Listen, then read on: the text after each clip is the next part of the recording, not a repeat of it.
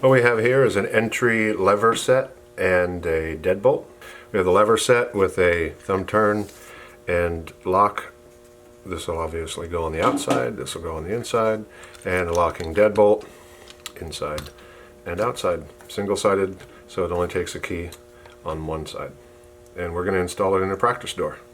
This is the latch. In this instance, we're going to install this as though it's a right-handed door, so the door is going to close that way.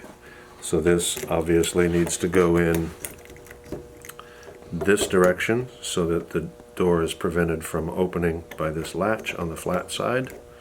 So that will go in first. We fasten the latch into the door using the 2 screws provided.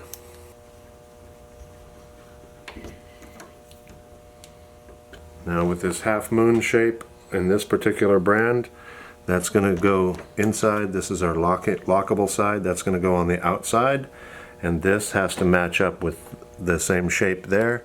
And in order to insert that, we need to push that slightly inward, slide it in, and then the 2 fasteners match there. Then we install the lever. And again, that has a matching half moon on this side to match up with this side. And then the little white knob in the center is going to be inserted into this tailpiece. But as you can see, this is designed with a space here that covers the screw hole. So rather than fighting this, we're just going to take this off with the provided Allen wrench. Take this off for now, out of our way. We're going to line this up to where this half moon and that button line up with the tailpiece and this actuator here.